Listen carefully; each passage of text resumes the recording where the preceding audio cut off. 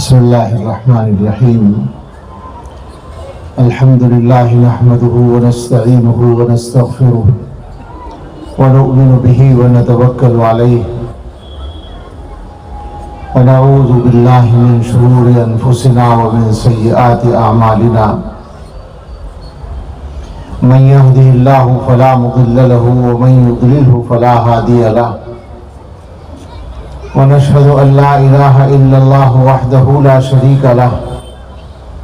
ونشهد أن سيدنا ونبينا ومولانا محمدا عبده ورسوله صلى الله تعالى عليه وعلى آله وأصحابه وبارك وسلم تسليما كثيرا. أما بعد فأعوذ بالله من الشيطان الرجيم. بسم الله الرحمن الرحيم. ووصى بها إبراهيم بنيه ويعقوب يا بني إن الله اصطفى لكم الدين فلا تموتن إلا وأنتم مسلمون. صدق الله العظيم. عن العباس بن عبد المطلب رضي الله عنه قال رسول الله صلى الله عليه وسلم ذاق طعم الإيمان من رضي بالله ربا وبالإسلام دينا وبمحمد رسولا، أو كما قال عليه الصلاة والسلام. وقال سفيان بن عبد الله الثقفي قلت يا رسول الله قل لي في الإسلام قولا لا أسأل عنه أحدا غيرك. قال قل آمنت بالله ثم استقم، أو كما قال عليه الصلاة والسلام. سبحان ربك رب العزة عما يصفون وسلام على المرسلين والحمد لله رب العالمين. اللهم صل على سيدنا محمد وعلى آل سيدنا محمد وبارك وسلم. اللهم صل على سيدنا محمد وعلى آل سيدنا محمد وبارك وسلم. اللهم صل على سيدنا محمد وعلى آل سيدنا محمد وبارك وسلم.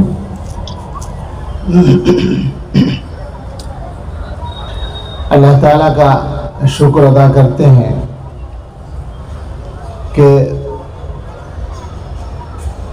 یہاں جس سنجیدہ اور بامقصد نظام کا تذکرہ کیا گیا اس کی ابتدائی اس تقریب میں شرکت کو اللہ نے آسان فرما دیا،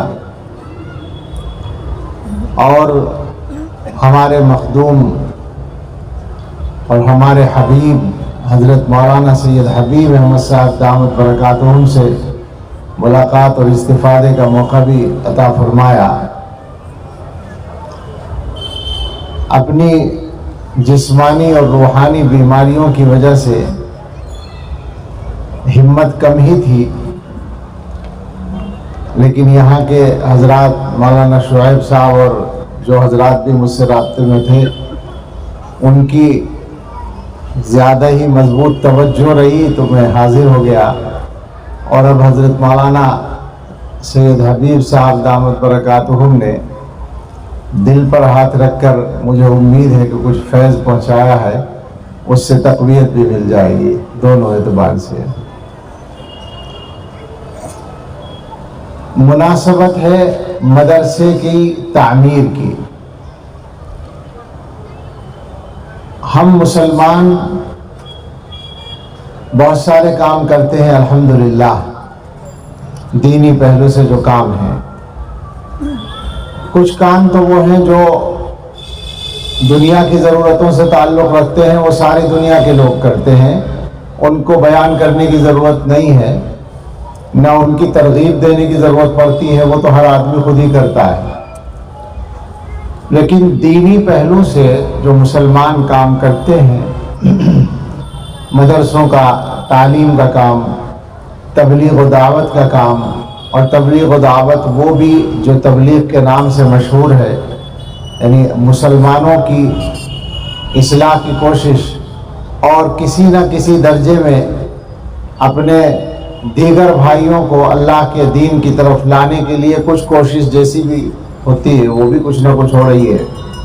اس کے علاوہ خانقاہوں کے ذریعے انسانوں کی اصلاح کی کوششیں وہ بھی بڑے پیمانے پر دنیا میں جاری ہی ہیں، اور بھی بہت سارے کام ہیں جو مسلمان دین کے سلسلے میں کرتے ہیں۔ ہمارا جو وقت ہے یہ جس وقت سے اور جس دور سے ہم لوگ گزر رہے ہیں، یہ کچھ ایسا وقت چل رہا ہے کہ ہمیں اپنے تمام کاموں کے سلسلے میں بہت زیادہ سنجیدہ اور ذمہ دار رویہ اختیار کر لینا ضروری ہے۔ حالات کو بیان کرنے کی ضرورت نہیں ہے، لیکن اشارے کی ضرورت پڑتی ہے بات پوری کرنے کے لیے۔ تو آپ یوں محسوس کر لیں کہ اللہ تعالیٰ نے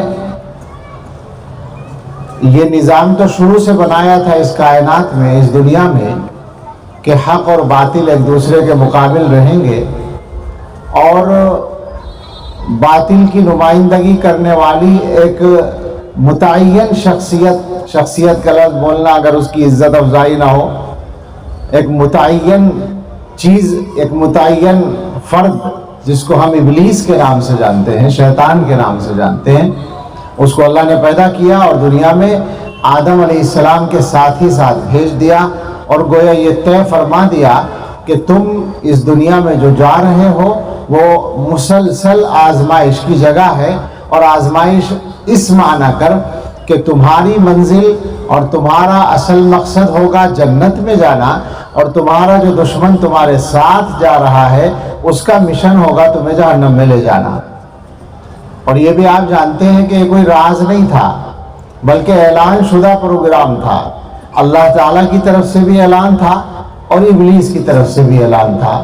ابلیس نے اللہ تعالیٰ سے جب مہلت مانگی تھی قیامت تک کی، تو اس مہلت کے ملنے کے بعد اس نے کھلے لفظوں میں یہ اعلان کر دیا تھا کہ میں انسانوں کو جہنم میں لے جانے کی پوری کوشش کروں گا، اور آپ کے کچھ خاص ہی بندے ہوں گے، منتخب ہی بندے ہوں گے جو مجھ سے بچ پائیں گے، ورنہ آسانی سے کوئی بچ نہیں سکے گا۔ اور اللہ تعالیٰ نے انسانوں کو بھیجا تھا یہ فرما کر کہ جاؤ ہدایت کے راستے پر چلو گے تو جنت ملے گی، ورنہ نہیں ملے گی۔ تو اب ایک بات تو متعین ہے کہ دنیا میں رہ کر اس سے آویزش اور اس مقابلے کی دنیا میں اپنے آپ کو جنت میں لے جانے کے لیے یا جنت کا مستحق بنانے کے لیے ہمیں کچھ نہ کچھ کرنا ہی پڑے گا، اس کے بغیر کام چلنے والا نہیں ہے۔ اگر اللہ تعالیٰ کی منشا اور حکمت یہ ہوتی کہ یوں ہی جنت میں پہنچا دیں تو نکالنے کی کیا ضرورت تھی؟ اللہ تعالیٰ نے وہاں سے جو بھیجا ہے وہ کوئی نہ کوئی حکمت ہے، اور وہ یہی ہے کہ آزمانا ہے۔ تو یہ آزمائش کا سلسلہ، میں اس کی تفصیل میں نہیں جانا چاہیے مجھے، ایک بات کہہ رہا تھا میں کہ یہ سلسلہ تو شروع سے جاری ہے، لیکن ظاہر ہے کہ ہر زمانے کے تقاضے اور ہر زمانے کے انداز الگ الگ ہوتے ہیں۔ ہمارے زمانے میں ایسا محسوس ہوتا ہے کہ شیطان کی طاقت زیادہ چالاک اور سمجھدار ہو گئی، اور اس کا مقابلہ کرنے کی ہم لوگوں کی طاقت پہلے کے مقابلے میں کچھ کمزور پڑ گئی۔ ہم نے اس کے مقابلے کے لیے اپنی ذہانت اور اپنی صلاحیت کا ویسا استعمال نہیں کیا جیسا ہمارے بڑے کرتے تھے۔ آپ غور کریں گے اسلام کی تاریخ میں حضرت رسول اکرم صلی اللہ تعالیٰ علیہ وسلم سے لے کر حضرات صحابہ کرام اور تقریباً 1000 برس تک جو مسلمانوں کے زیادہ عروج کا زمانہ ہے، یعنی وہ زمانہ جس میں مسلمان دنیا کی بڑی طاقت ہیں۔ آج کے زمانے میں ہم لوگوں کو یہ تصور کرنا مشکل ہوتا ہے کہ ہم کبھی بڑی طاقت بھی ہو سکتے تھے۔ ہمارے زمانے میں اس کا سمجھنا مشکل ہے، اس لیے کہ آج تو ہم شاید ہماری تسلی کے لیے کہا جا سکتا ہے کہ 50-60 ملکوں میں ہماری حکومت ہے، مگر سب ملا کر ہم کیا وزن رکھتے ہیں یہ آپ کو پتا ہے، کوئی راز نہیں ہے۔ اور وہ 50-60 ملک تو حصے بکھرے کرنے کی وجہ سے ہیں، ورنہ وہ سب مل کر 2-4 ملک ہیں حقیقت میں۔ یعنی بعض ملک کہلانے والے کچھ نام ایسے ہیں جن کی آبادی ہمارے چھوٹے چھوٹے شہروں سے کم ہے، یعنی بڑے شہروں کو چھوڑ دیں، جیسا آپ کا ناگپور شہر ہے، کتنی آبادی ہے ناگپور کی؟ 35 لاکھ۔ تو اس 35 لاکھ میں ناگپور کی آبادی میں تو 10 ملک بن جائیں گے، عرب امارات جیسے۔ تو ویسے ہی نیت کر لی گئی ہے کہ یہ ہمارے ملک ہے، ورنہ چھوٹے چھوٹے حصے ہیں اور نیت کر لی کہ ہم اس کے بادشاہ ہیں۔ سچائی تو یہی ہے۔ کل ملا کر طاقت نہیں ہے، دم نہیں ہے، وہ حوصلہ نہیں ہے، اور وہ جو موڈ ہوتا ہے آگے بڑھنے والا وہ نہیں ہے۔ غور کریں اس پر، سمجھنا مشکل ہے، سمجھانا مشکل ہے۔ جو لوگ اسلامی تاریخ کو پڑھے ہوئے ہیں اور جو پڑھتے ہیں وہ جانتے ہیں تھوڑا سا۔ یعنی آپ سوچیں ذرا کہ حضرات صحابہ رضی اللہ عنہم کی بات تو مثال کے طور پر بھی پیش کرنا آسان نہیں لگتا، ان کے حوصلے کی، ان کی ہمت کی، ان کے ذہنی بلندی کی، حضرات صحابہ کی بات میں کہتا ہوں 1000 برس کے بعد تقریباً، تاریخ کی کتابوں میں دیکھیں گے آپ 15ویں 16ویں صدی میں، عیسوی صدی اور گویا 10ویں کے آس پاس ہوگی ہجری، یعنی مسلمانوں کی دنیا میں آمد پر 1000 برس گزر گئے۔ اس زمانے میں عثمانی خلافت کا ایک بادشاہ سلیمان اعظم قانونی، بڑا بادشاہ تھا۔ اس کے زمانے کے حالات میں ایک چھوٹی سی بات لکھی ہے کہ دبدبے کا یہ عالم تھا کہ اگر عیسائیوں کے کسی گاؤں میں کسی رات کوئی مسلمان مہمان ہوتا تھا تو اس گاؤں کے گرجا گھر میں اس رات کو گھنٹہ نہیں بجتا تھا اس مسلمان کے احترام میں۔ آپ سوچیں کہ کہاں تھے۔ ایک بہت چھوٹا سا ایک قصہ میں نے سنایا، واقعہ سنایا ہے، اور آج صورتحال یہ ہے کہ اگر سارے مسلمان بھی جمع ہو جائیں تو گھنٹہ اور تیز بجے گا، رکنے کا سوال پیدا نہیں ہوتا۔ کوئی قیمت نہیں ہے، کوئی وزن نہیں ہے ہمارا۔ تو اس لیے میں کہہ رہا تھا کہ شیطان کی طاقتوں کا مقابلہ کرنے کی جو ایک ہمت ہونی چاہیے ایمان والوں کے دلوں میں، ایسا لگتا ہے کہ جیسے وہ ہمت بھی ہم چھوڑ بیٹھے ہوں۔ رسول اکرم صلی اللہ تعالی علیہ وسلم نے مسلمانوں کو سب کچھ بتا رکھا ہے۔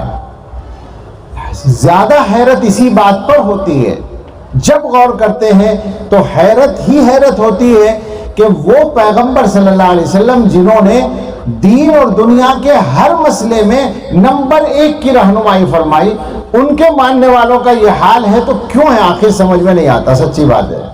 یعنی میں بطور مثال کہتا ہوں، مجھے بات بہت لمبی نہیں کرنی چاہیے، لیکن ایک دو مثالیں یاد آئیں حضور کی رہنمائی کی۔ ویسے بھی ربیع الاول کا سیرت کے جلسوں کا مہینہ ہے، موضوع چاہے ہمارا مدرسہ ہو، لیکن اصل تو سیرت ہی کے مطابق سب کچھ کرنا ہے۔ آپ ذرا غور کریں حضور علیہ الصلاۃ والسلام کی رہنمائی کی انتہا پر۔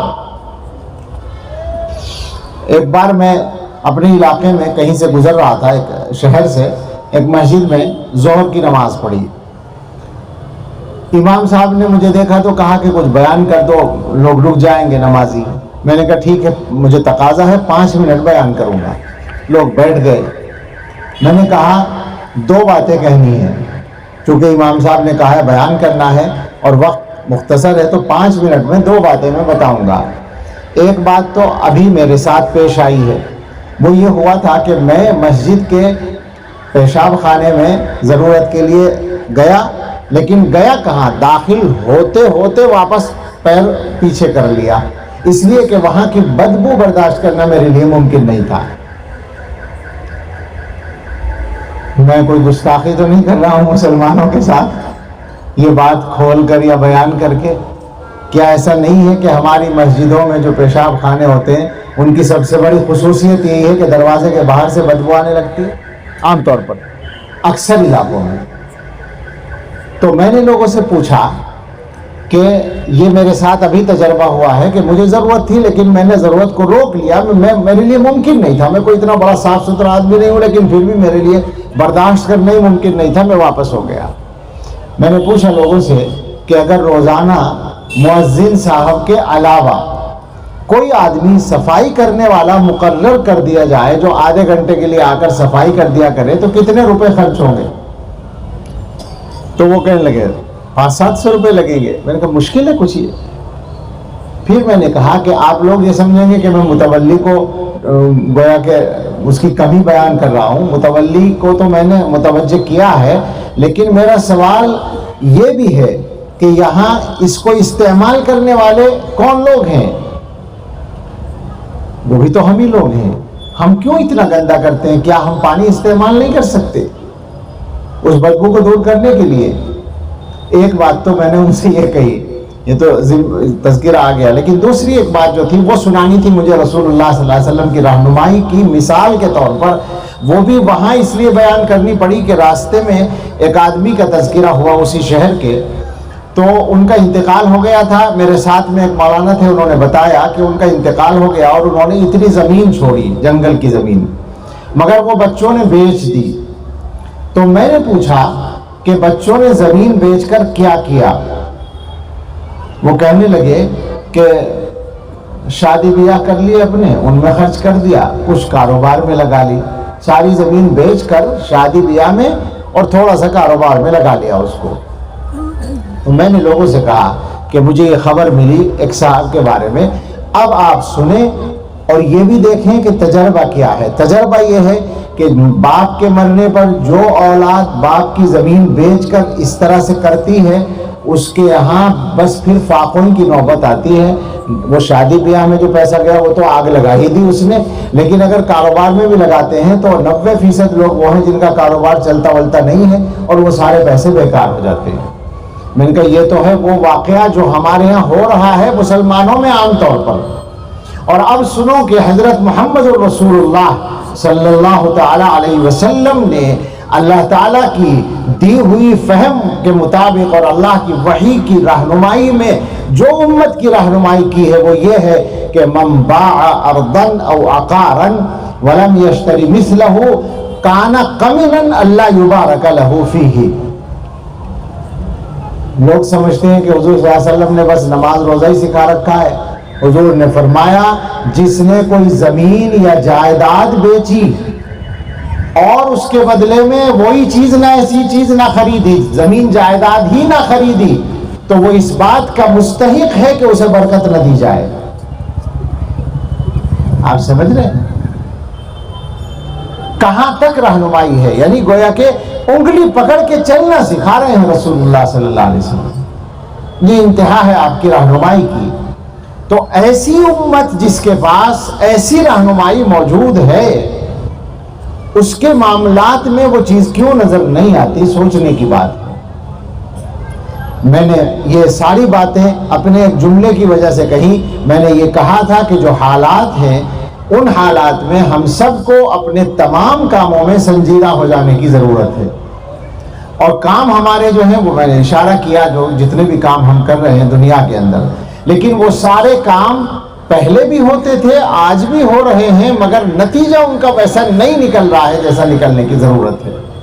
مسئلہ کیا ہے؟ مصیبت کہاں ہے؟ کمی کہاں ہے؟ اس پہ غور کرنے کی ضرورت ہے. مسلمان ذاتی طور پر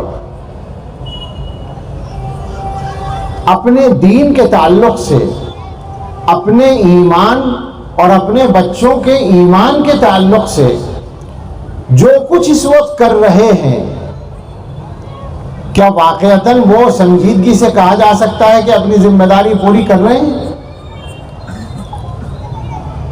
اپنے اس ملک میں اور دنیا کے جو حالات ہم یا تو کہیں اتفاق سے جانا ہو جائے تو جا کر, یا پڑھ کر, خبروں میں دیکھ کر, اخبارات سے, ذرائع ابلاغ سے جان کر جو کچھ ہم سمجھ رہے ہیں وہ یہ ہے کہ ہم لوگ اس معاملے میں ایمان اور ایمان سے تعلق رکھنے والے معاملات کی حفاظت کے سلسلے میں, یا آسان زبان میں یوں کہیے کہ اپنے اور اپنے بچوں کے ایمان پر جینے اور مرنے کے سلسلے میں یہی تو سب سے بڑا کام ہونا چاہیے نا ہمارا، کہ ہم ایمان پر جئیں اور ایمان پر مریں۔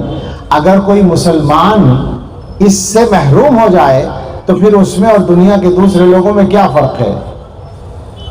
اس معاملے میں ہم کتنے سنجیدہ ہیں اور کتنی محنت کر رہے ہیں، کچھ کہنا مشکل ہے، بہت مشکل ہے، بہت سنگین صورتحال ہے۔ جبکہ شیطان کی طاقتوں نے، میں نے کہا تھا، اپنی ذہانتوں کا خوب استعمال کیا ہے، اور اس میدان میں ان کا جو کام اس زمانے میں ہے وہ سارے گزشتہ زمانوں کے کاموں سے بڑھ کر ہے۔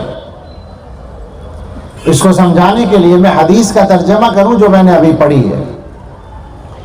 حضرت عباس رضی اللہ تعالیٰ عنہ روایت کرتے ہیں کہ رسول اللہ صلی اللہ تعالیٰ علیہ وسلم نے ارشاد فرمایا، ذاق طعم الایمان من رضی باللہ ربا وبالاسلام دینا وبمحمد رسولا۔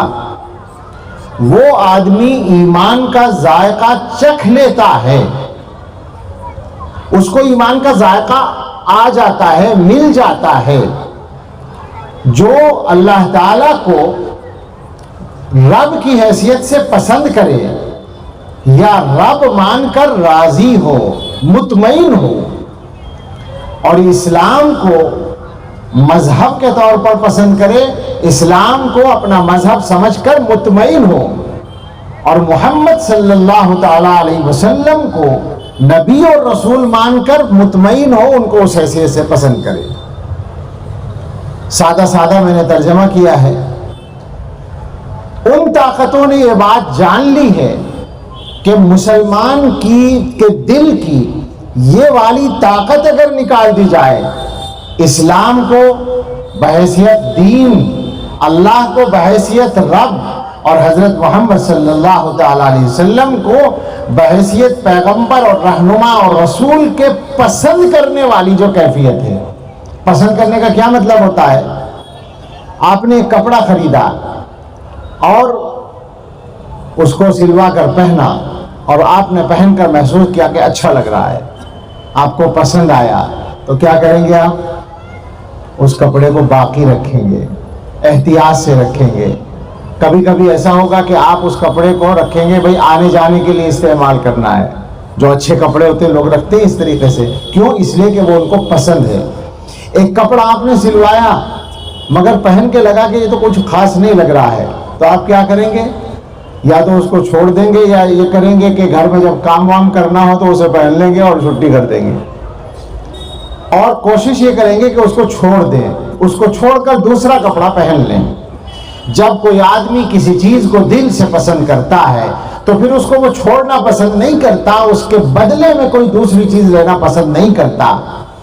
ان طاقتوں نے جو شیطان کی نمائندگی کرنے والی طاقتیں ہیں، انہوں نے مسلسل محنت کر کے ایسے منصوبے بنائے ہیں، اور ان منصوبوں پر ان کے ہاں کام چل رہا ہے، اور ان کے پروگراموں کا ہم شکار ہو رہے ہیں کہ ان کی طرف سے ہمارے ایمان کی ان تینوں بنیادوں کو ڈھانے کا کام آسانی کے ساتھ ہو رہا ہے۔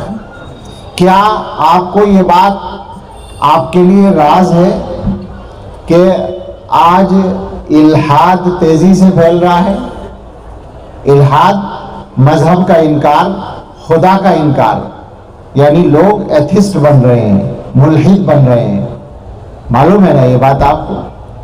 ہر جگہ اب تک ہم یہ کہتے تھے کہ کالجوں اور یونیورسٹیوں میں یہ کام ہو رہا ہے۔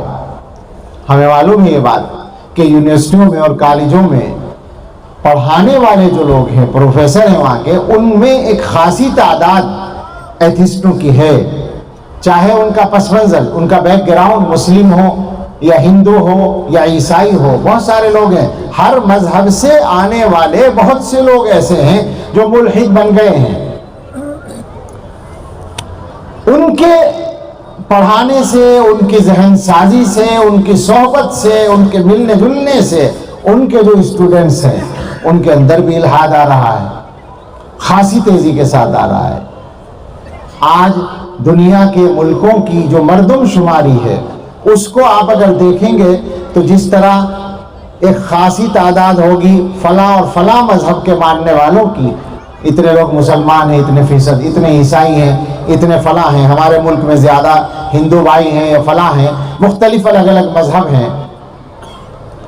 تو اسی طرح سے ہر ملک کی مردم شماری میں ایک قابل ذکر تعداد ایتھسٹوں کی بھی ہو چکی ہے، جو لکھتے ہیں کہ ہمارا کوئی مذہب نہیں ہے، ہم کسی مذہب کو فالو نہیں کرتے، ہم کسی مذہب کو نہیں مانتے، ہم منکر ہیں اس کے. تو یہ الحاد جو پھیل رہا ہے، کیا آپ یہ سمجھتے ہیں کہ بس غیروئی میں پھیل رہا ہے؟ آپ کے بچے ملحد نہیں ہو رہے ہیں، خبر لیں. اور میں یہ کہہ رہا تھا کہ خالی کالجوں اور یونیورسٹیوں میں نہیں ہو رہا یہ کام، اب آپ کے گھروں میں ہو رہا ہے. اس لیے کہ وہ جو ابلاغ کے ذریعے ہیں، وہ جو آدمی تک پہنچنے کے ذرائع میں ترقی کی گئی ہے، وہ جو انسان کی جیب تک وہ چیز پہنچا دی گئی جس کی وجہ سے دنیا کی ہر اچھی بری چیز آسانی کے ساتھ اس تک پہنچ جاتی ہے. تو اب یہ مسئلہ ہی ختم ہو گیا کہ صاحب کہاں اور کہاں یہ ہوگا. پہلے ہم کہا کرتے تھے بچوں کو بری صحبت سے بچاؤ، باہر نہ جانے دو، فلاں جگہ نہ جانے دو. لیکن اب ہمیں یہ بھی کہنا ہے کہ بچوں کو اکیلے میں موبائل استعمال کرنے سے بھی بچاؤ، اس لیے کہ ساری بری صحبتوں کا خطرناک متبادل جس میں سب باتیں جمع ہو گئی وہ موبائل کی شکل میں ہماری جیب میں رکھا ہے. تو گھروں میں الحاد آ رہا ہے، اور گھروں سے مراد یہ نہیں ہے کہ آزاد لوگوں کے گھروں میں، مجھے کہنے دیں علماء کے گھروں میں آ رہا ہے، تبلیغ والوں کے گھروں میں آ رہا ہے، تصوف والوں کے گھروں میں آ رہا ہے، دینداروں کے گھروں میں آ رہا ہے. خطرناک صورتحال. انکار مذہب کا، انکار خدا کا، انکار دین کا یہ پیدا ہو رہا ہے. تو وہ طاقتیں اس پر محنت کر رہی ہیں، کام کر رہی ہیں مسلسل. حضرت محمد صلی اللہ تعالی علیہ وسلم نے مسلمانوں کو زندگی جینے کا ایک عنوان دیا ہے.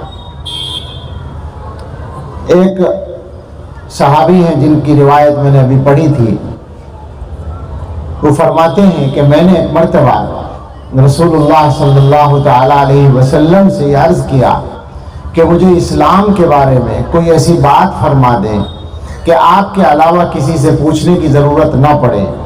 تو آپ نے فرمایا قل آمنت باللہ ثم استقم، کہو میں اللہ پر ایمان لایا اور پھر اس پر جم جاؤ، استقامت اختیار کر لو. آپ مجھے بتائیں کہ کسی مسلمان کی زندگی کا اس کے علاوہ کوئی عنوان ہونا چاہیے، اس کے علاوہ کوئی منزل ہونی چاہیے؟ ہم سارے بھائی، سارے مسلمان یہ طے کر لیں کہ حضرت نبی اکرم صلی اللہ تعالی علیہ وسلم کی اس ہدایت کو ایک ایک آدمی کے دل میں اتار دینا ہے انشاءاللہ، کہ ایمان اور ایمان آنے کے بعد استقامت، مضبوطی کے ساتھ اس پر جمنا. آج حالات کیا ہیں؟ پھر میں حالات کی طرف جاؤں تو بات لمبی نہ ہو جائے، لیکن جلدی سے کہہ دوں جو بات ذہن میں آئی ہے اس کا روکنا بھی مشکل ہے. وہ محنتیں تو ہو ہی رہی ہیں الحاد کو پھیلانے کی اور مذہب سے دور کرنے کی، اس کے علاوہ ایمان جانے کے بہت سارے راستے نکل آئے ہیں. میں نہیں جانتا آپ کے علاقے کی کیا صورتحال ہے، مگر میں کل اپنے علاقے میں مغربی یو پی کے ایک چھوٹے سے قصبے میں بات کر رہا تھا، شاید یہی وقت ہوگا یا اس سے کچھ پہلے، اور مجھے بلایا گیا تھا یہ اس وجہ سے بات کرنے کے لیے کہ اس چھوٹے سے قصبے میں 25-30 یا اس سے زیادہ واقعات غیروں کے یہاں اپنی بچیوں کی شادی کے ہو چکے تھے. مجھے نہیں معلوم کتنی تعداد کہاں ہو رہی ہے، لیکن میں تو یہ عرض کرتا ہوں کہ اگر دنیا میں ایک معاملہ بھی ایسا پیش آ رہا ہے تو ہمیں تڑپانے کے لیے کافی ہونا چاہیے. اور وہاں کیا ہو رہا ہے؟ جہاں جہاں ایسے واقعات ہیں اکثر جگہوں پر ماں باپ خاموش رہنے پر مجبور ہیں. ان ماں باپ کو نیند کیسے آتی ہے جن کے بچوں کو آخرت کی ہمیشہ کی زندگی میں مستقل جہنم میں جلنے کے مستحق بنا دیا گیا ہے؟ ان ماں باپ کو نیند کیسے آتی ہے؟ لیکن یہ ہو رہا ہے. اور اس کے بھی بہت سارے راستے ہیں. میں ان سارے موضوعات کو چھیڑوں تو پتہ نہیں کتنی بات لمبی کرنی پڑے اور ہمت بھی نہ رہے، اس لیے میں واپس لوٹتا ہوں. مجھے وسیع عرض کرنا ہے کہ یہ معاملات چل رہے ہیں، اور مسلمانوں کی اصل منزل یہ ہے کہ ایمان اللہ نے دیا ہے تو اس ایمان کو باقی رکھنا ہے، اس پر جینا ہے اور اس پر مرنا ہے، یہ عہد کر لینا ہے. اس مقصد کے لیے یہ سارے کام ہیں جن کا میں نے شروع میں ذکر کیا. میں واپس وہیں جا رہا ہوں کہ مسلمان جتنے کام کرتے ہیں، مدرسوں کا کام کرتے ہیں، دعوت کا کام کرتے ہیں، خانقاہوں کا کام کرتے ہیں یا اور دوسرے ملی کام کرتے ہیں، ساری باتوں کا خلاصہ یہ ہے. لیکن ان سارے کاموں میں جو چیز بنیاد کی حیثیت رکھتی ہے، پوری ذمہ داری سے ہم کہیں گے اور بغیر کسی تعصب کے کہیں گے، بلکہ ہمت کر کے آپ سے کہیں، اللہ کے لیے کہیں گے. اور اللہ کے لیے جب کہیں گے تو غلط بات کہی نہیں جا سکتی. ان سارے کاموں میں جو چیز بنیاد کی حیثیت رکھتی ہے وہ مدرسے کا کام ہے. یہ جانتے ہوئے آپ یہ بات سن لیں کہ یہ بولنے والا گناہگار مدرسے کا بھی آدمی ہے، خانقاہوں کا بھی آدمی ہے، تبلیغ کا بھی کہہ سکتے ہیں. میں کوئی تبلیغ سے الگ نہیں ہوں، اگرچہ جو باتیں ہیں، جو پریشانیاں ہیں ان کے بارے میں کہتے ہیں ہم مجبوراً، وہ بھی ہماری شرعی ذمہ داری ہے، اس لیے کہتے ہیں. کسی کو رسوا کرنے کے لیے نہیں کہتے اور کسی کام کو روکنے کے لیے نہیں کہتے، بلکہ کام کو صحیح کرنے کے لیے تاکہ وہ آگے بڑھے، اس لیے کہتے ہیں. تو ہمارا تعلق تو سب سے ہے.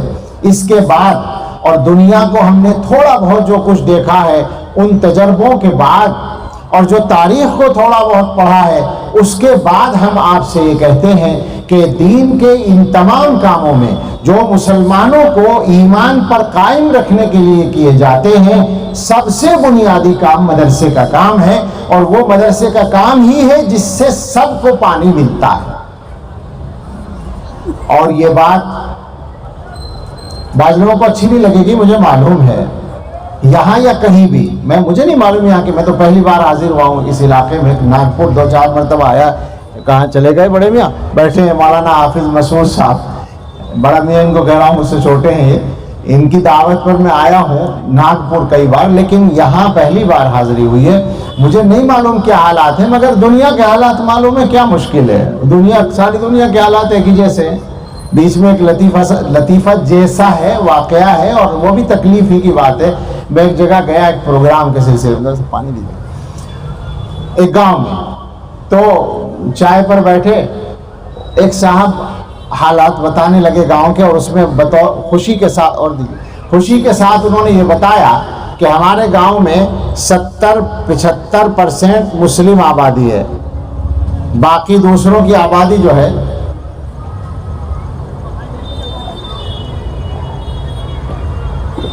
وہ 25-30% ہے. ان کے یہ کہنے کے بعد میں نے کہا گاؤں کا پردھان کون ہے؟ تو وہ ذہین آدمی تھا، سمجھ گیا. کہنے لگا کہ لگتا ہے آپ ہماری برادری کا مزاج جانتے ہیں. میں نے کہا کہ مجھے تو آپ کی برادری کا پتہ بھی نہیں کیا برادری ہے. مجھے نہیں معلوم آپ کے گاؤں میں آپ کی کیا برادری ہے، کون سی برادری رہتی ہے، مجھے نہیں پتا. البتہ میں مسلمانوں کا مزاج جانتا ہوں، اس لیے پوچھ رہا ہوں. تو وہ ہنسا اور کہنے لگا کہ پردھان تو کوئی مسلمان نہیں ہے. جہاں 70 آبادی ہے وہاں پردھان مسلمان نہیں ہے. سمجھ رہے ہیں آپ؟ تو اسی لیے میں نے کہا کہ مسلمانوں کا مزاج میں جانتا ہوں، چاہے کامٹی کے حالات نہ جانتا ہوں. تو اس لیے یہ بات ہے کہ کچھ لوگوں کو یہ بات اچھی نہیں لگے گی، مگر ہم سب کو اپنے دماغ صحیح کر لینے چاہیے. اب صحیح باتوں کو قبول کرنے کی صلاحیت پیدا کر لینی چاہیے، چاہے ہم مدرسوں والے ہوں یا تبلیغ والے ہوں یا خانقاہوں والے ہوں. اپنے اپنے معاملات کو ٹھیک کر لینا چاہیے، ورنہ دشمن ہمیں ٹھیک کرنے کے لیے تیار بیٹھا اور کرنا شروع کر دیا ہے اس نے. معاف فرمائے. ہم مدرسوں کی بات جو کرتے ہیں اس کی بنیاد یہ نہیں ہے کہ مدرسے سے ہمارا معاش کا، روزگار کا تعلق ہے. یہ بالکل صحیح ہے کہ مدرسے میں کام کرنے والے جتنے لوگ ہیں وہ سب مدرسے سے تنخواہ لیتے ہیں، اور ان کا روزگار مدرسے سے چلتا ہے. اس کو بعض لوگوں نے غلط کہا ہے لیکن ان کی بات بالکل غلط ہے، ان کو مسئلہ معلوم نہیں ہے. میں تو دوسری بات کر رہا ہوں. باوجود مدرسے سے تنخواہ لینے کے اور باوجود اپنے روزگار کا تعلق مدرسوں سے ہونے کے، ہم آپ کے سامنے کھلے طور پر یہ بات کہنا چاہتے ہیں کہ مدرسے کی تائید یا مدرسے کو تمام کاموں میں جو سر فہرست ہم نے کہا ہے وہ اس لیے نہیں کہا کہ اس سے ہمارے روزگار کا تعلق ہے. اور اس کے لیے میں اپنی طرف سے نہیں کہتا، میں بہت معمولی سا ایک طالب علم ہوں، لیکن حکیم الامت سمجھ ہی گئے ہوں گے آپ. حکیم الامت حضرت مولانا اشرف علی تھانوی نور اللہ مرقدہ نے اب سے کوئی 125 سال پہلے میرٹھ میں ایک جلسہ تھا، معتمر الانصار نام کی ایک تنظیم کا، مجھے جہاں تک یاد ہے 1320 ہجری کی بات ہے، یعنی اب سے 124 سال پہلے شاید. فرمایا تھا، کچھ لوگ شاید مدرسوں کے بارے میں کچھ کہہ رہے ہوں گے، تو حضرت نے فرمایا کہ تم مدرسوں سے الگ ہو جاؤ اور مدرسوں کی مدد کرنا چھوڑ دو، مدرسے بند ہو جائیں گے.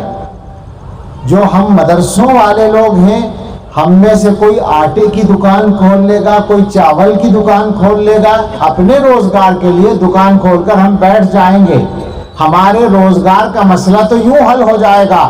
مگر تمہارے بچے 50 سال کے بعد ہندو ہوں گے، یہودی ہوں گے، عیسائی ہوں گے. یہ حضرت نے فرمایا. میں نے بعض جگہ یہ بات کرتے ہوئے اس کو ذرا سا گھٹایا اور یہ کہا کہ حضرت نے اپنے زمانے میں 50 سال کہا تھا، مجھے تو 5 سال کی بھی امید نہیں ہے. اس زمانے کے فتنوں کے اعتبار سے 5 سال بھی نہیں لگیں گے راستے سے بھٹکنے میں. یہ مدرسے والوں کی طرف سے آپ پر یا اللہ کے دین پر احسان نہیں ہے، یہ مطلب نہ سمجھا جائے. اس کا احسان تو سب پر اللہ کا ہے، جس سے اللہ تعالیٰ دین کا کوئی بھی کام لے لے وہ اللہ کا احسان ہے. منت مانے کہ خدمت سلطان ہمیں کو نہیں، منت شناس ازو کہ بخدمت بداشت. یہ احسان نہ جتاؤ کہ بادشاہ کی خدمت کرتے ہو، اس کا احسان مانو کہ اس نے اپنے کام میں تمہیں لگا لیا. وہ تو اللہ کا انعام ہے، اللہ کا احسان ہے، اللہ کا شکر ہے. اور الحمدللہ یہ بات مدرسے والے جانتے ہیں. ہم اللہ تعالیٰ کا ہمیشہ اسی پر شکر ادا کرتے ہیں اور یہ چاہتے ہیں اور یہ تمنا کرتے ہیں کہ ہمیں اللہ تعالیٰ اور ہماری نسلوں کو اسی پر زندہ رکھے اور اسی پر موت دے.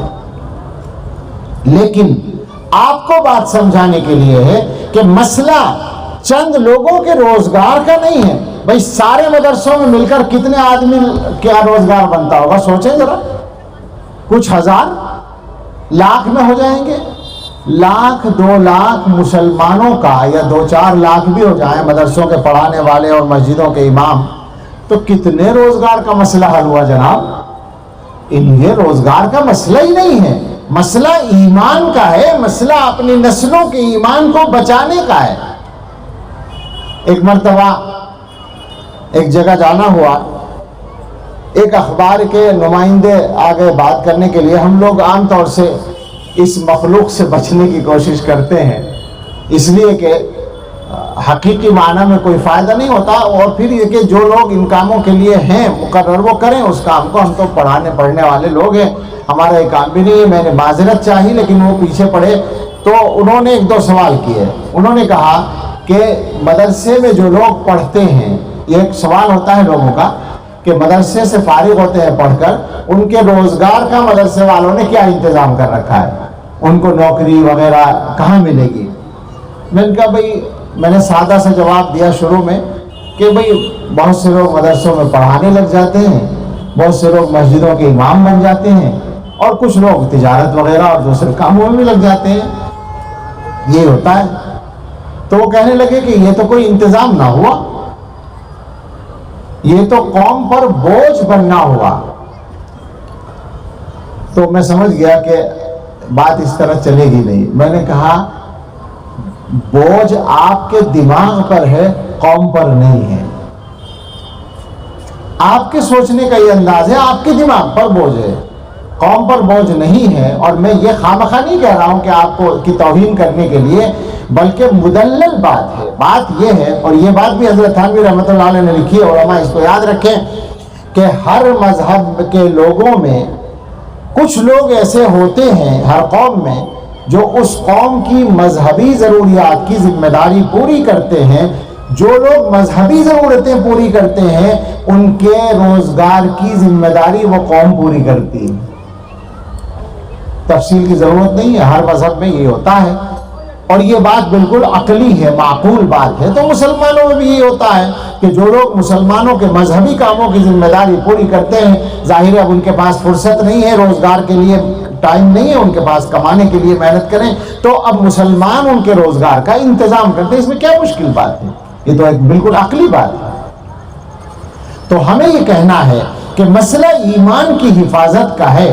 اور اس بات کو ذرا دوسرے انداز سے بھی سمجھ لیں کہ تاریخ دیکھیں آپ، دنیا کے مختلف ملکوں میں ہر جگہ مشکل حالات ہمیشہ پیش آئے ہیں، ایسا نہیں ہے کہ پہلی بار ہیں. لیکن جن جن علاقوں میں اور جن جن جگہوں پر اللہ کے دین کی تعلیم کا سلسلہ، قرآن کی تعلیم کا سلسلہ، اور جو مدرسوں میں جو کچھ پڑھایا جاتا ہے اس میراث کو اگلی نسلوں تک منتقل کرنے کا سلسلہ جاری رہا، وہاں مسلمان ختم نہیں ہوئے. اور جہاں یہ سلسلہ بند ہوا وہاں مسلمان ختم ہو گئے. تاریخ کی تفصیلات میں کیسے جائیں، اسپین کی مثال ہر بچہ جانتا ہے ہمارے ماحول کا، وہاں نہیں تھا لہٰذا ختم ہوا. اور ترکی اور آپ کا یہ جو روس کا علاقہ ہے، وسطی ایشیا جو کہلاتے ہیں، یہ جو ممالک ہیں جو الگ ہوئے ہیں 1991 میں سوویت یونین سے، ازبکستان، قزاقستان، ترکمانستان وغیرہ، ان ملکوں میں تقریباً 70 سال 1917 کے انقلاب کے بعد سے اور 1991 تک جو سخت قسم کا لامذہبی نظام تھا، کمیونسٹ نظام، اس کے تحت ظاہری طور پر مذہبی سرگرمیوں پر مکمل پابندی تھی. تو وہاں کے لوگوں نے اپنی نسلوں کا ایمان بچانے کے لیے طرح طرح سے دین کی تعلیم کا سلسلہ جاری رکھا تھا. اس کی تفصیلات میں اب میں نہیں جاؤں گا چونکہ وقت تنگ ہے. اس کا نتیجہ یہ نکلا کہ جیسے ہی سوویت یونین ٹوٹا اور وہ ملک الگ ہوئے تو آپ ان کی آبادی کا تناسب اٹھا کر دیکھیں تو معلوم ہوا کہ کہیں 99% مسلمان ہیں، کہیں 95%، کہیں 96%. یعنی ان کا اپنے مذہب سے تعلق برقرار رہا. مسلمان انہوں نے اپنے آپ کو ضرور کہا، چاہے وہ اس کی تفصیلات کو جانتے ہوں یا نہ جانتے ہوں، سارے دین کے مطابق چل پاتے ہوں یا نہ چل پاتے ہوں، مگر ان کو معلوم تھا کہ ہم مسلمان ہیں. تو یہ تاریخی تجربے بھی بتاتے ہیں اور قرآن و حدیث کی روشنی میں بھی یہ سمجھ میں آتا ہے. اللہ تعالیٰ نے اپنے پیغمبر صلی اللہ تعالیٰ علیہ وسلم کی جو ذمہ داریاں مقرر کی ہیں ان میں جو سب سے اہم ذمہ داری ہے وہ یہی ہے اللہ کی کتاب کو بندوں تک پہنچانا اور اللہ کی کتاب کے معانی بندوں کو سکھانا. یہ دونوں کام مدرسہ کرتا ہے. تو مدرسہ ان تمام سرگرمیوں میں، ان تمام محنتوں میں جو مسلمانوں کے انجام دی جاتی ہیں بنیاد کی حیثیت رکھتا ہے. آج کے حالات میں بھی چونکہ اب کوئی راز تو رہا نہیں اس زمانے میں کہ ہم کوئی بات کریں تو صاحب کوئی سوچیں کہ کوئی کیا کہے گا یا کیا سن لے گا، کوئی چیز راز نہیں ہے. بلکہ میری معلومات کے مطابق تو یہ حقیقت ہے کہ مسلمان بہت سی چیزوں کو نہیں جانتے اور غیر جانتے ہیں. یہ ہمارے گھروں کی تفصیلات، ہمارے اداروں کی تفصیلات، ہمارے مدرسوں کی تفصیلات اور قرآن و حدیث کی تعلیمات، ان سب باتوں کو اس زمانے میں وہ لوگ خوب جانتے ہیں، مسلمان چاہے جانتے ہوں یا نہ جانتے ہوں. تو میں یہی کہتا ہوں کہ آج کے حالات میں دنیا کی طاقتوں نے یہ بات پوری طرح سمجھ لی ہے کہ مسلمانوں کی طاقت کا جو اصل مرکز اور منبع ہے، جو پاور ہاؤس ہے ان کا، وہ یہ مدرسے ہیں.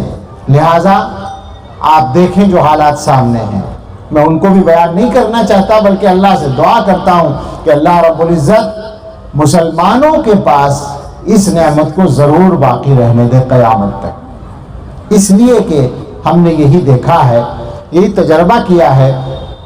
دو باتیں مجھے یاد آئیں، دو تین قصے واقع یاد آ گئے، وہ سنا کر بات کو ختم کرتا ہوں. ایک تو یہ یاد آیا کہ ہمارے دارالعلوم کے بعض اساتذہ نے بتایا، میں اس وقت نہیں تھا موجود، کہ فلسطین کے علاقے کی ایک مرتبہ جماعت آئی تھی، تبلیغی جماعت، اور فلسطین ظاہر ہے وہ علاقہ ہے جو اسرائیل کے قبضے میں۔ انہوں نے یہ بتایا کہ ہمارے یہاں ایک بزرگ ہیں، رات کو ان کے یہاں دعا ہوتی ہے، مجلس ہوتی ہے، دعا ہوتی ہے، تو وہ روزانہ یہ دعا کرتے ہیں کہ اللہ جس طرح آپ نے ہندوستان میں دارالعلوم دیوبند مسلمانوں کو دے رکھا ہے، اور اسی طرح بہت سارے مدرسے، ایک ایسا مدرسہ ہمیں بھی عطا فرما۔ وہ روزانہ یہ دعا کرتے ہیں، چونکہ ان کو قریب سے حالات کا پتہ چل چکا ہے، وہ جھیل رہے ہیں، ان کو معلوم ہے کہ باقی رہنے کا اس کے علاوہ کوئی راستہ نہیں ہے۔ اور ایک واقعہ اس طرح کا پیش آیا دارالعلوم ہی میں کہ ایک آدمی آیا اور اس نے دارالعلوم دیکھنے کی خواہش ظاہر کی۔ محتمم صاحب نے اس کو کسی آدمی کے ساتھ بھیج دیا اور وہ دارالعلوم دیکھ کر آیا، اور اس نے آ کر یہ کہا کہ کیا آپ کا دارالعلوم بس اتنا ہی بڑا ہے؟ دارالعلوم کا جو رقبہ ہے وہ کئی سو بیگھے میں ہے، تو بہت بڑا رقبہ ہے۔ لیکن اس نے ایسے کہا جیسے چھوٹا محسوس کیا ہو۔ محتمم صاحب نے فرمایا کہ ہاں یہی ہے جو آپ نے دیکھا ہے، کیوں ایسا پوچھ رہے ہیں؟ تو اس نے کہا کہ میں تو یہ سوچ کر آیا تھا کہ دارالعلوم دیوبند دلی کے برابر یا اس سے بھی بڑا ہوگا۔ انہوں نے فرمایا کیوں؟ کہنے لگا کہ میں دنیا کے مختلف ملکوں میں، امریکی حکومت کا اہلکار تھا، وہ باقاعدہ کسی وزارت کا خفیہ محکمے کا ذمہ دار تھا۔ اس نے کہا کہ میری ڈیوٹی ہے، میں دنیا میں سب جگہ جاتا ہوں، مسلمانوں کی مذہبی سرگرمیوں کی تحقیق یہ میری ڈیوٹی ہے۔ تو میں جہاں بھی گیا، کسی بھی ملک میں جہاں مسلمانوں کی کچھ آبادی ہے اور وہاں مسلمانوں کا کوئی دینی کام ہوتا ہے، بھائی ظاہر ہے مسلمانوں کے جو دینی کام ہے، جو زندگی جن میں نظر آتی ہے، زیادہ تر وہ مدرسہ ہوتا ہے یا تبلیغ کا کام ہوتا ہے، دعوت و تبلیغ کا۔ تو اس نے کہا کہ میں جہاں بھی گیا اور میں نے وہاں پر کوئی دینی کام سرگرمی کے ساتھ ہوتا دیکھا، اس کی جڑ کو کریدا تو اس کے نیچے سے دیوبند نکلا۔ اس لیے میں سوچتا تھا کہ جو یہ ادارہ ساری دنیا میں جڑوں کے اندر گھسا ہوا ہے وہ خود کتنا بڑا ہونا چاہیے۔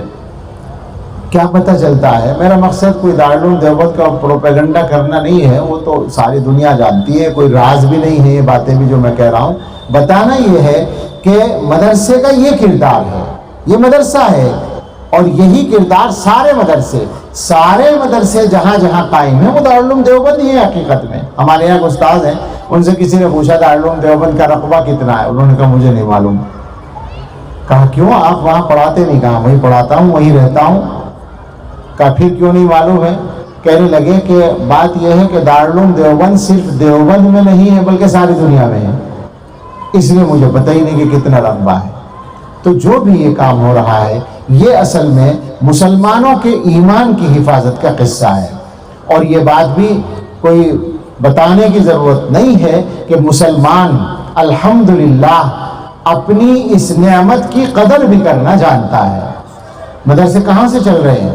مسلمانوں کے چندے سے، اور میں بہت ذمہ داری سے ایک لفظ بڑھا دوں، عام مسلمانوں کے چندے سے۔ یہ پکی بات ہے، یہ کوئی راز نہیں ہے۔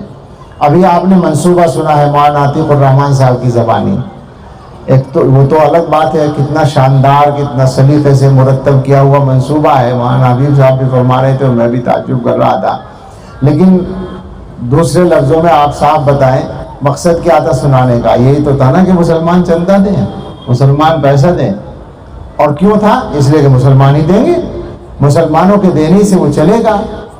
ایک اسی پر سن لیں کہ امریکی وزارت خارجہ کا ایک افسر آیا تھا 20 برس پہلے، کم سے کم عربی بولنے والا آدمی تھا وہ، تو مجھ سے اس کا کچھ دیر گفتگو رہی اور اساتذہ سے رہی، لیکن شروع میں 1 گھنٹے کے قریب تنہا مجھ سے اس نے بات کی، میری ڈیوٹی تھی شاید اس کے استقبال کی۔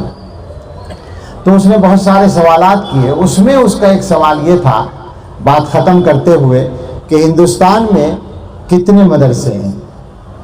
میں نے کہا مجھے نہیں معلوم، کوئی سروے میرے پاس نہیں، کتنی تعداد ہے؟ تو اس نے کہا کہ اچھا ان مدرسوں کا خرچ کتنا ہوگا؟ میں نے کہا جب مجھے تعداد نہیں معلوم مدرسوں کی تو خرچ میں کیا بتا سکتا ہوں؟ البتہ اس نے کہا دارالعلوم دیوبند کا خرچ میں نے کہا یہ ہے جتنا بھی تھا میں نے بتایا، اور پھر ان سے کہا کہ دارالعلوم کا بجٹ تو یہ ہے، اور دارالعلوم سے کچھ کم بجٹ والے بھی کئی مدرسے ہیں جن کا بجٹ کروڑوں میں ہے، اور لاکھوں کے بجٹ والے تو ہزاروں مدرسے ہیں، اور پھر چھوٹے چھوٹے مکتب ہیں مقامی طور پر جو چلتے ہیں۔ تو اس نے اپنے ذہن میں ایک اندازہ کیا اور پھر مجھ سے کہنے لگا کہ یہ سارا پیسہ کہاں سے آتا ہے۔ اس کا جواب میرے پاس بالکل آسان تھا، میں نے بغیر سوچے فوراً بولا من تبرعات الشعب المسلم، عام مسلمان کے چندے سے۔ تو اس نے ہی دیکھا مسکراتے ہوئے، جب بھی یاد ہے اس کا چہرہ، کہنے لگا سمجھ میں نہیں آیا، سمجھ میں نہیں آتا۔ تو میں نے جو مجھے الفاظ اپنے یاد نہیں عربی میں کیا کہا، مفہوم میں نے یہ ادا کیا کہ آپ کی سمجھ میں کیا آئے گا ہماری سمجھ میں بھی نہیں آتا۔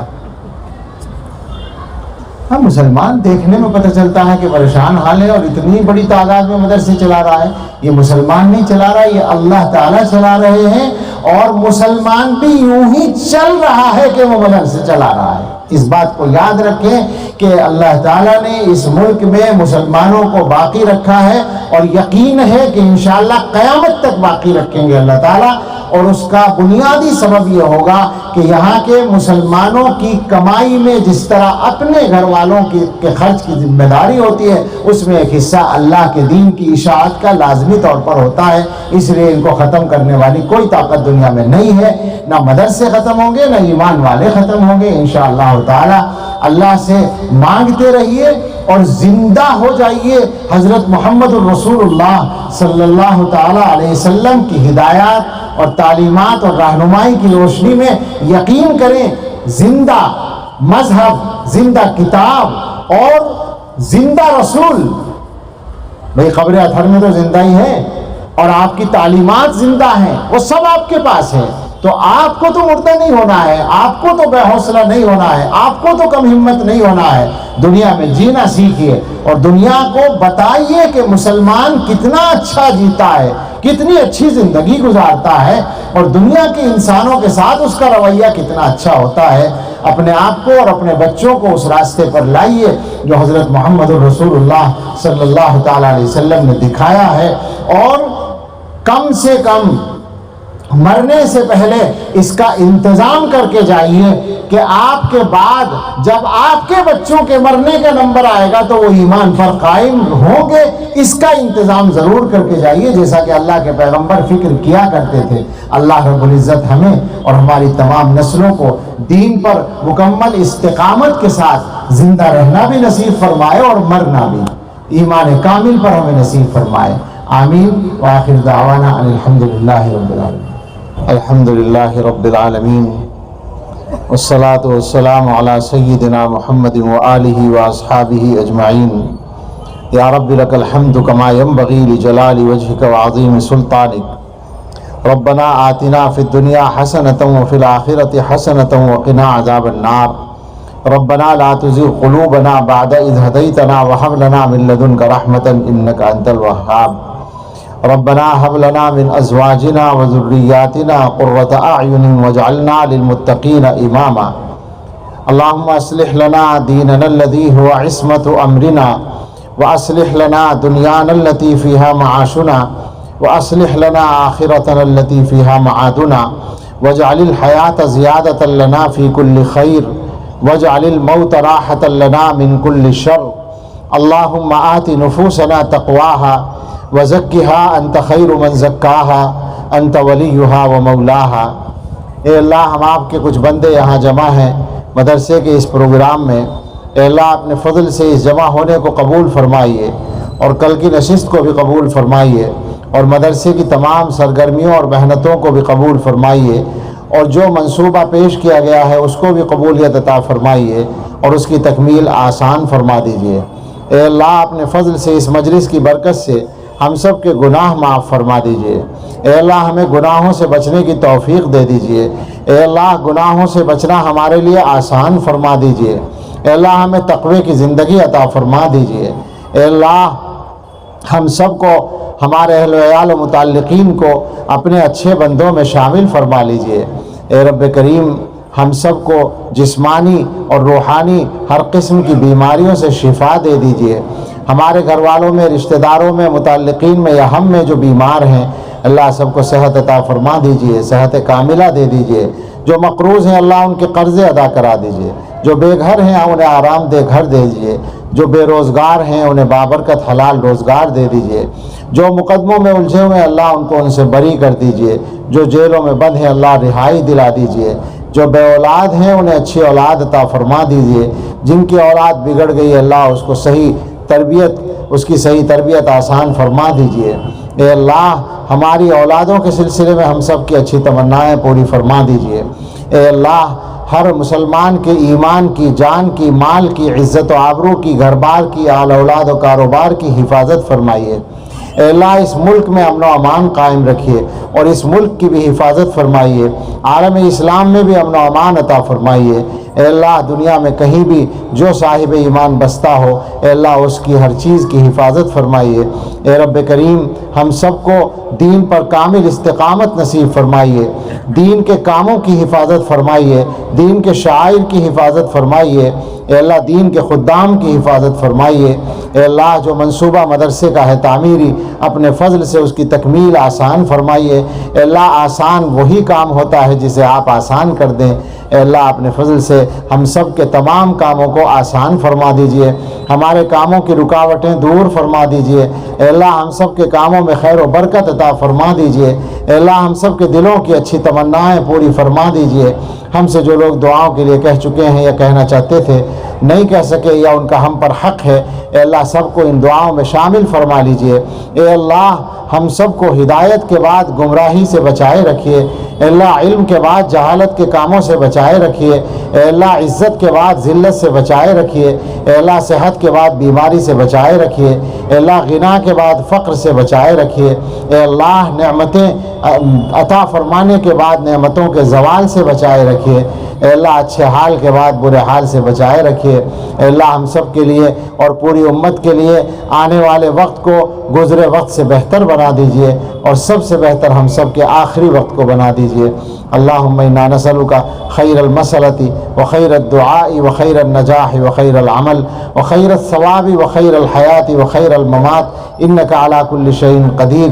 ربنا تقبل منا انک انت السمیع العلیم وتب علینا انک انت التواب الرحیم وصلی اللہ تعالی علی خیر خلقہ سیدنا محمد وآلہ واصحابہ اجمعین برحمتک یا ارحم الراحمین۔